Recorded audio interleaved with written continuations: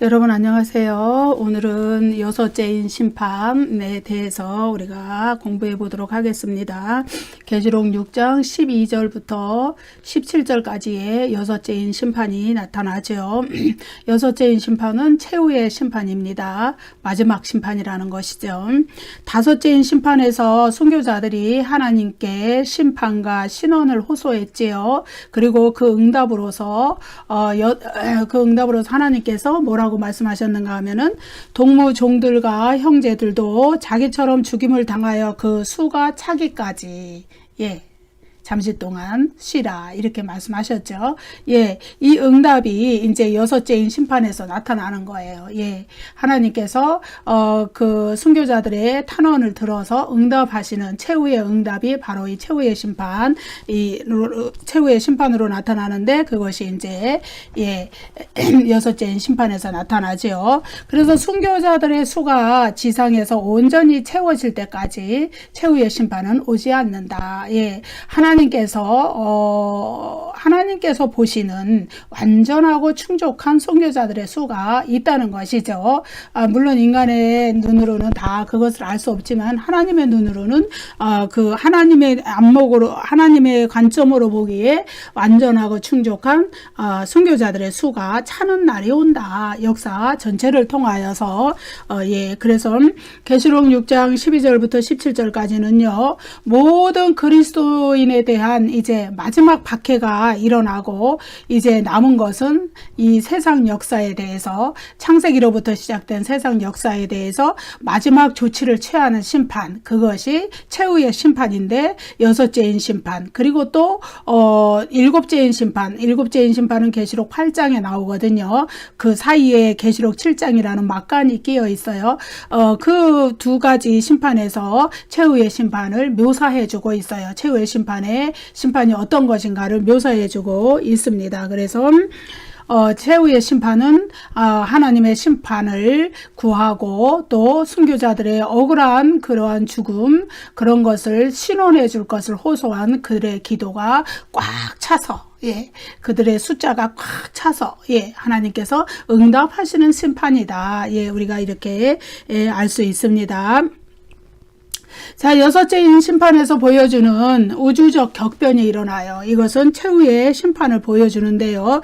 이제 우리가 지난 시간에 공부했던 첫째, 둘째, 셋째, 넷째, 네 마리의 말이 나타나는 말탄자가 등장하는 그러한 심판은 역사 속에서 반복되는 심판이에요. 역사가 진행되는 동안 계속 나타나는 그 하나님의 심판인데, 그래서 그 심판은 예비적 심판이라고 그래요. 그렇지만 이 예비적 심판은 최후의 심판을 향해서 나아가고 있는 거예요. 역사가 이렇게 직선적으로 진행을 하지만 이것이 언제까지 이어지는 것이 아니라 하나님이 작정하신 그 때가 되면 역사적 종말이 오고 마지막 최후의 심판이 오기 때문에 그 심판을 향하여서 이러한 예비적 심판들도 역사 속에서 계속 반복적으로 일어나면서 최후의 심판을 향하여서 나아가고 있다. 우리가 이렇게 보시면 됩니다. 그래서 단순히 역사 안에서 반복되는 이 예비적 심판이 행해질 때는 회개의 기회가 있어요.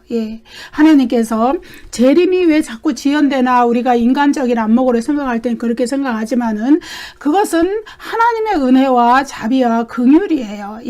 왜냐하면은 재림이 딱 이루어지면은요 더 이상 회개의 기회가 없어져요. 하나님이 은혜를 베푸실 기회가 없어져요. 그때는 모든 것이 다 이렇게 결정돼서 굳어지는 거예요. 그래서 그때 불의한 자는 불의한 모습 그대로, 더러운 자는 더러운 모습 그대로, 의로운 자는 의로운 모습 그대로 딱 굳어져 버리는 거예요. 그렇기 때문에 최후의 심판의 때에 역사적 종말이 오기 전에 회개의 기회가 있을 때, 하나님의 은혜의 문이 열려 있을 때 회개해야 되는 것이죠. 그래서 하나님께서 회개의 기회를 베푸실 때 그것을 잡고 구원의 길로 나아가야 된다. 그런 이야기죠. 최후의 심판이 이르르면 이제 하나님의 은혜의 문은 영원히 닫혀버려요. 이것은 바로 역사의 마지막이 이르렀다. 종말이 이르렀다. 그때가 반드시 온다는 것을 요한계시록 6째인 심판에서 이야기해 주고 있는 것이죠. 예, 그래서 계시록 6장 12절부터 17절까지에 나타난 이 6째인 심판은 최후의 심판 이전에 있는 어떤 마지막 환란 기간에 있는 어떤 모습을 묘사하는 것이 아니라 최후의 심판 자체를 묘사해 주는 거예요. 그래서 6장 12절부터 17절까지 나타나는 본문의 내용들, 그 어구들, 그런 내용들이 이제 계시록의 평행 본문들에서 여러 군데 나타나는 것을 보면 우리가 6째인 심판이 최후의 심판이라는 것을 알 수 있어요. 그래서 이제 제가 말씀드리기를 요한계시록은 점진적 반복 구조를 가졌다 그랬죠. 예, 그래서 최후의 심판에 대한 묘사도 여러 군데서 나타나는데, 그러나 뒤로 나아갈수록 더욱 강화된 심판의 모습을 보여준다, 그렇게 말씀드렸습니다. 그래서 계시록 6장 12절부터 17절까지에 나타나는 이 최후의 심판의 모습은 어디에도 나타나느냐? 계시록 11장의 7째 나팔 심판에서도 나타나고, 계시록 16장의 7째 대접 심판에서도 나타나고, 또 계시록 20장 11절부터 15절까지에는 크고 흰 보좌 심판, 그야말로 최후의 심판이죠. 예, 하나님 앞에, 하나님의 그 크고 흰 보좌 심판대 앞에, 하나님과 어린 양 앞에 전체 인류가 그리스도의 재림이 있은 후에 전체 인류가 부활한 채로 그 앞에 서 있는 심판을 받는, 그래서 부활한 몸으로 부활한 몸과 영혼이 결합돼서 심판을 받고, 불신자들은 영원한 불못으로, 그리고 의인들은, 성도들은 영원한 새하늘과 새 땅으로 들어가게 되는 크고 흰 보좌 심판, 마지막 심판. 예, 이러한 여기에 나타나는 모습들, 묘사들, 그런 것들이 계시록 6장 12절부터 17절까지 있는 6째인 심판에 그대로 나타나기 때문에 이것은 최후의 심판이다, 이렇게 말씀하고 있는 것입니다. 그래서 이제 6째인 심판은 그리스도의 재림 때 이루어질 최후의 심판을 나타내 주고요. 복음서에 나타난 예수님의 그 종말론 강화가 있죠. 어디냐면 마태복음 24장, 마가복음 13장, 누가복음 21장에 나타나는 그 예수님의 종말론 강화에 나타난 주제들과 일치하는 내용을 말하고 있어요. 이 6째인 심판이. 그래서 이제 그 본문을 한 군데 읽어볼게요. 마태복음 24장 29절에서 30절. 그날 환란 후에 즉시 해가 어두워지며 달이 빛을 내지 아니하며 별들이 하늘에서 떨어지며 하늘의 권능들이 흔들리리라. 그때에 인자의 징조가 하늘에서 보이겠고, 그때에 땅의 모든 족속들이 통곡하며 그들이 인자가 구름을 타고 능력과 큰 영광으로 오는 것을 보리라. 예, 예수님이 재림하실 때에 우주적 격변의 이야기를 여기서도 하고 있죠. 이것을 똑같이 계시록 6장 12절부터 17절까지에 있는 6째인 심판에서 묘사를 해주고 있어요. 이것은 분명히 재림의 상태를 묘사하고 역사적 종말의 최후의 심판 때를 묘사해 주는 것이라는 것이죠. 그래서 계시록 6장 12절부터 14절까지에는 그때에 일어날 우주적인 격변에 대한 묘사가 6가지로 나타나거든요. 그것을 이제 본문을 읽어가면서 하나씩 살펴보도록 하겠습니다. 6장 12절. 내가 보니 6째 인을 떼실 때에 큰 지진이 나며 해가 검은 털로 짠 상복같이 검어지고 달은 온통 피같이 되며. 예, 내가 보니, 이 말은 사도 요한이 새로운 환상 장면을 보게 될 때 사용하는 말이라고 그랬죠. 내가 보니, 내가 들으니. 근데 사도 요한은 이제 내가 보니 6째인 심판이 이제 이루어지는 그 장면을 보게 되는 것이죠.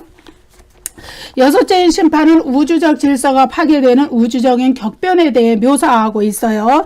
이제 묵시문학에서 하늘이 진동한다, 이런 것은 이제 마지막 때, 역사적 종말의 마지막 때 일어날 징조에 대한 묘사로 이렇게 묵시문학에서 나타나는데, 묵시문학의 장르에 속한 계시록도 여전히 이러한 특성들을 반영하고 있어요. 그래서 요한 계시록은 3가지 문학적 장르를 가지고 있다 그랬죠. 묵시문학이면서 서신이면서 동시에 예언서이면서 동시에 회람서신, 서신서이다. 이렇게 말씀드렸는데 이런 것은 계시록 6장 12절부터 17절 여기 이제 6가지 징조는 14절까지 해서 나타나죠. 여기에 나타난 6가지 우주적 격변의 징조들은 묵시문학에 나타나는 그런 하늘이 진동하는 역사적 종말에 진동하는 그러한 묘사들과도 일치한다. 예, 그렇게 말하고 있습니다. 그래서 계시록 6장 12절부터 14절까지 해서 이 우주적인 격변은 6가지의 하늘이 흔들리는 현상, 하늘의 흔들림 현상으로 나타나는데,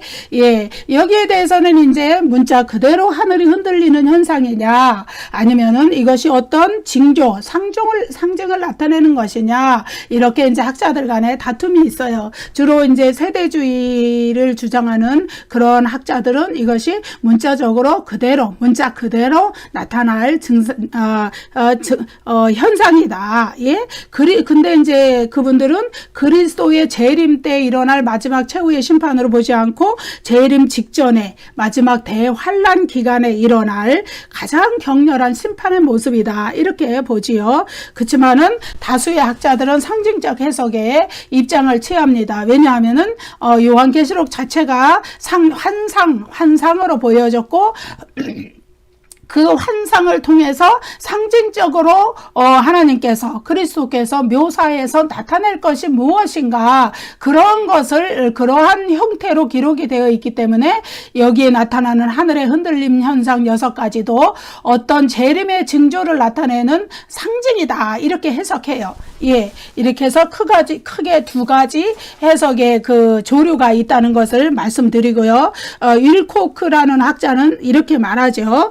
계시록 6장 12절 14절에 나타난 그 우주적인 흔들림, 혼란에 대해서 문자적으로 해석할 것이냐 상징적으로 해석할 것이냐 그거에 관계없이 어쨌든 그날은 우주 전체의 종말의 날이 되는 것이다. 그래서 우주적인 그 대혼란 이것이 나타내는 것은 어쨌든 우리가 지금 살고 있는 현 우주의 어떤 그 종말, 예, 우리가 살고 있는 모든 우주 만물에 속한 그런 제도와 어떤 우주 만물의 그런 것들이 종말을 고하는 날인 것은 틀림없다. 이렇게 말하죠. 그래서 계시록 6장 17절에서는 이것을 가리켜서 진노의 큰 날이다 이렇게 말하잖아요.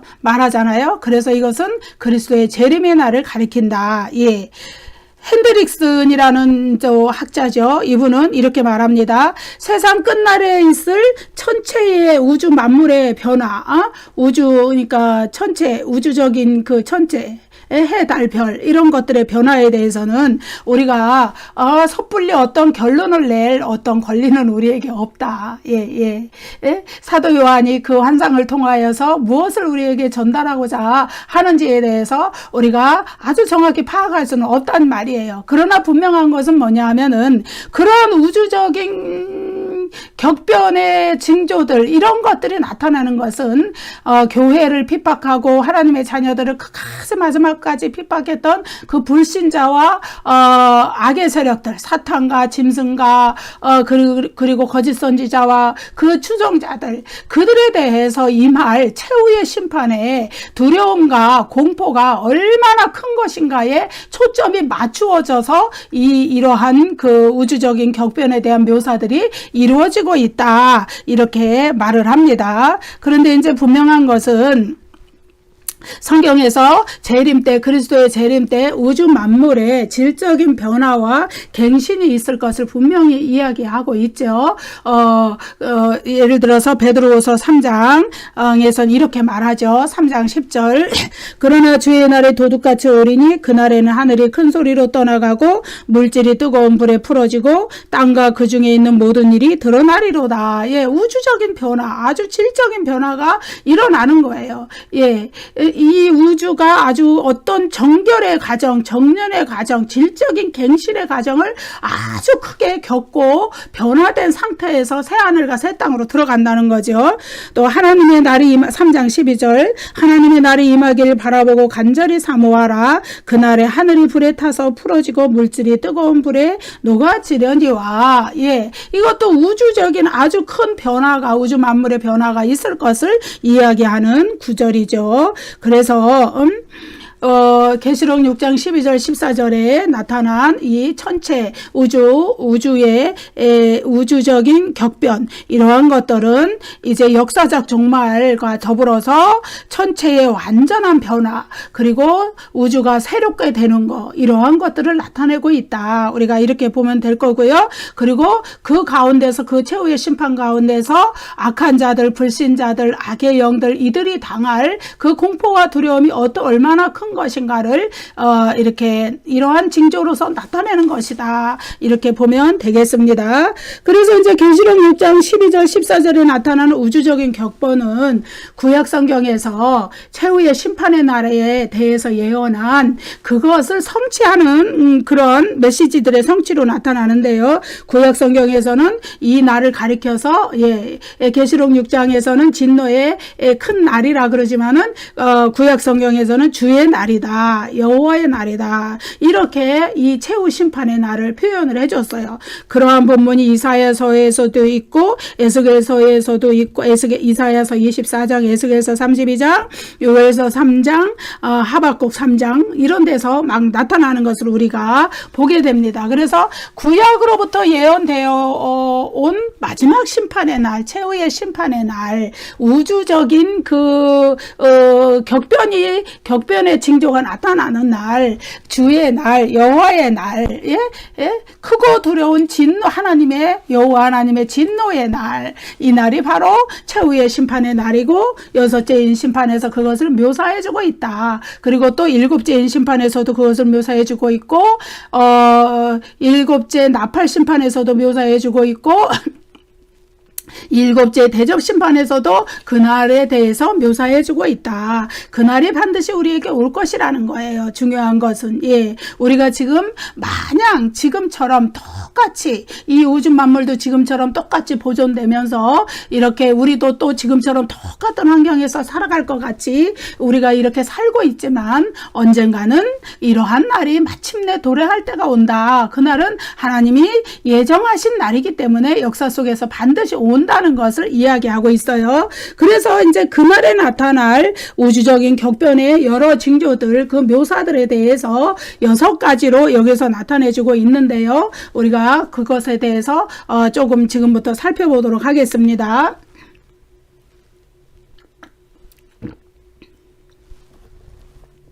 첫째로 우주적인 격변의 현상은 계시록 6장 12절에 큰 지진이 나며 이 구절에 나타나죠. 이것은 하나님의 지진이라는 것은 하나님이 현현이라고 그러죠. 하나님이 심판을 위하여서 나타나시는 그 모습을, 그것을 상징하는 그러한 것이에요. 그것을 나타내는 것이에요. 그래서 이제 시내산에서 그 모세가 율법을 받을 때도 하나님의 현현, 그것을 나타내는 그것으로서 시내산이 흔들리는 그런 증상이 나타나는 것처럼 마지막 심판에, 최후의 심판 때도 하늘과 땅을 흔들리게 하는 우주적 지진 이 나타나는데 그것이 여호와의 날의 핵심적인 징조다.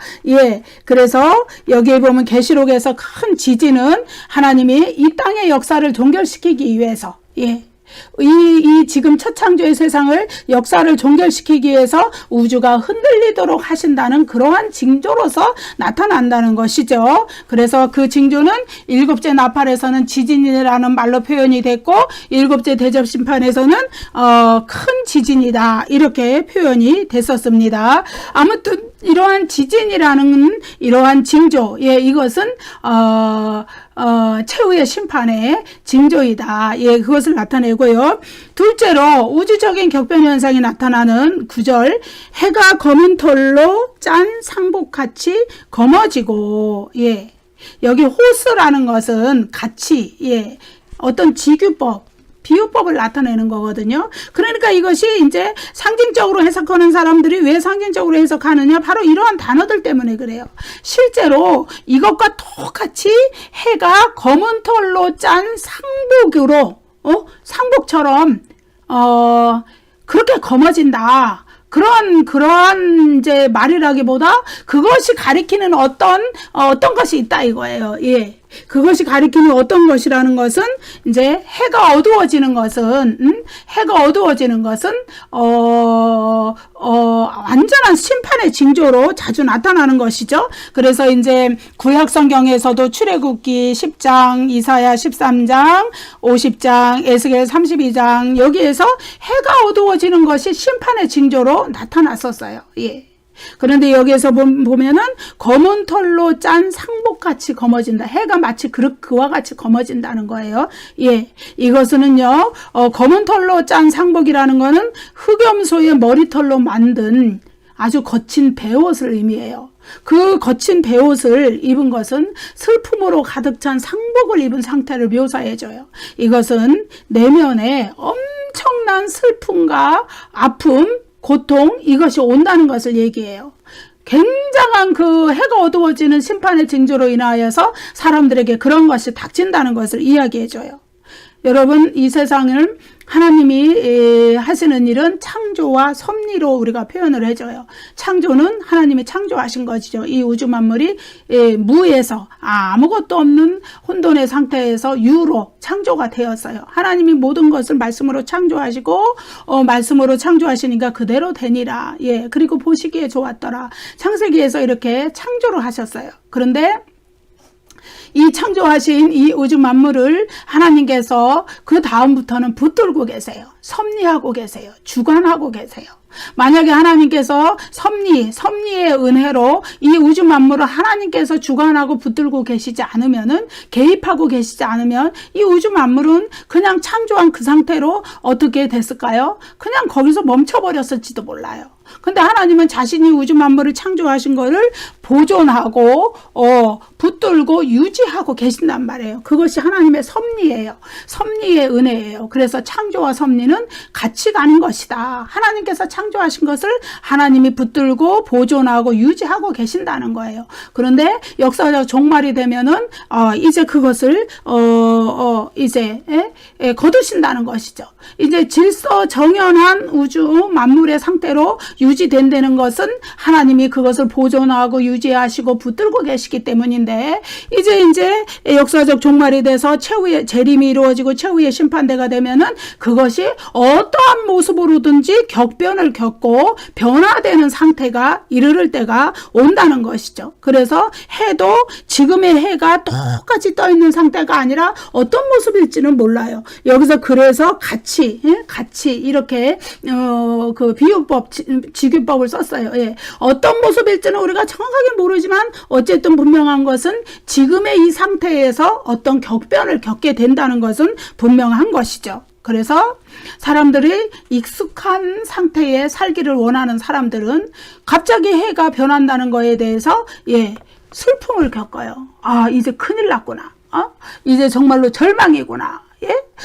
그렇지만 하나님은 그것을 통하여서 이제 불로 이 세상을 정련된 상태로 만들어서 다시 새하늘과 새 땅을 여시는 그러한 새로운 세상을 여시는 것인데, 사람들은 그걸 모르는 거죠. 예, 그걸 모르기 때문에 이런 슬픔의 상태를 겪는다. 그런데 이 슬픔의 상태는 믿는 자들은 이러한 하나님이 요한계시록의 말씀을 통하여서 이러한 상태를 다 계시해 줬기 때문에 다 알고 하나님의 말씀을 믿고, 그렇기 때문에 이러한 슬픔의 상태를 그래도 감당하는 것이겠죠. 그런데 안 믿는 사람들은 어때요? 이제 여기에 막연자실한 슬픔의 상태를 상복을 입은 것처럼 고통을 느낀다는 것을 이렇게 표현해주고 있어요.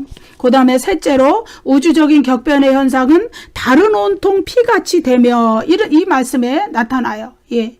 이거는 달이 온통 피같이 된다. 온통이라는 건 아주 그냥 전체적으로 아주 그냥 완전하게 피같이 된다. 이건 무시무시한 심판을 나타내는 거예요. 그리고 그 심판이 혹독함을 나타내는 거예요. 여기도 호스라는 전 지규법 이거 같이 또 쓰였지요. 호스 뭐뭐 같이 부사 이게 같이 쓰여가지고 어떻게 돼요? 무시무시한 심판 그것이 마치 달이 온통 피같이 되는 그러한 현상, 그런 현상으로 나타난다. 그래서 해와 달이 빛을 잃고 어두워지는 그러한 징조, 그것은 무시무시한 심판을 나타내는 것이다. 유대인들과 또 이교도들, 옛날의 이교도들도 조차도 이러한 징조는 무서운 심판을 의미한다는 것을 알고 있었다는 것이죠. 이제 6장 13절 말씀 읽어보겠습니다. 하늘의 별들이 무화과 나무가 대풍에 흔들려 설익은 열매가 떨어지는 것 같이 땅에 떨어지며 바로 이것은 이제 네 번째 우주적 격변의 현상을 나타내줘요. 여기서도 지규법이 사용됐어요. 같이 열매가 떨어지는 것 같이 하늘의 별들이 떨어지는 현상을 인간의 상상을 초월하는 우주적 재앙을 묘사해 주는 거예요. 여러분 사도 요한이 하늘의 환상에서 이제 환상에서 본 그것을 인간의 언어로 표현하기 위해서 그러니까 인간이 이해할 수 있는 언어로 표현하기 위해서 이렇게 지규법들을 쓰고 있어요. 이러한 지규법들은 이제 이것과 아주 똑같이 100% 싱크로율 100% 이렇게 일어난다는 의미가 아니라 이와 같은 징조들이 일어날 것이다. 이런 쯤으로 해석하면 되는 것이죠. 그래서 아무튼 무서운 우주적 격변이 일어날 것이라는 이야기예요. 하늘의 별들이 바람에 흔들린 설익은 열매처럼 우리가 뭐 태풍이 막 오거나 그러면은 아직 수확철이 안 됐는데 사과도 아직 파란데 태풍이 주로 뭐 8월 이럴 때 많이 오잖아요. 장마 끝나고 8월 그럴 때 많이 오는데 아직은 더 햇빛을 받고 더 익어야 될 사과 또 무슨 또 다른 열매 배 이런 열매들 감 이런 것들이 다 어떻게 해요? 설익은 상태인데 하도 바람이 부니까 그냥 흔들려서 떨어지는 거예요. 그런데 그러한 떨어지는 모습이 하늘의 별들이 그런 모습으로 흔들려 버린다는 것이죠. 설익은 열매처럼 힘없이 우수수 떨어져 버리는 것은 그것을 창조하신 분의 권능이 아니고서는 그런 일이 있을 수가 없다는 것이죠. 그것은 최후의 심판을 예정하시고 작정하신 하나님으로부터 나온 일이에요. 그래서 해와 달의 변화에 이어서 하늘의 별까지 자신의 위치를 이탈하는 것. 이러한 것은 최후의 심판 때 일어나는 이러한 징조들은 사람들에게 아주 극도의 공포감을 조성하는 것이죠. 그런데 이제 이러한 것들은 또 구약 성경에서도 비유로 많이 사용이 되었어요. 그래서 이사야 34장에서 별들이 떨어지는 것은 만국에 대한 심판을 의미했어요. 그래서 그렇지만은 계시록 6장 13절에서 이 별들이 떨어진다는 것은 역사적 종말에 있을 최후의 심판을 의미하는 것이에요. 그리스도의 재림 때 일어날 최후의 심판, 우주 만물의 격변, 우주 만물이 변하는 그 무서운 징조들, 그것을 이야기하죠. 그래서 여섯째인 심판에서 하늘의 별들이 떨어지는 모습, 또 달이 변하고 해가 변하고, 이런 모습들은 그리스도의 재림을 나타내는 징조들이다. 그래서 예수 그리스도께서도 종말론 강화에서 마태복음 24장, 마가복음 13장, 누가복음 21장 종말론 강화에서 해와 달과 별의 이러한 변화를 그리스도의 재림 때에 일어나는 사건으로 묘사를 했다. 우리가 이제 여기까지 살펴보고 다섯째, 여섯째 우주적 격변의 징조, 최후의 심판 때 나타나는 우주적 격변의 징조에 대해서는 다음 시간에 마저 공부를 하도록 하겠습니다. 여러분 감사합니다. 구독과 좋아요를 많이 눌러주세요. 감사합니다, 여러분.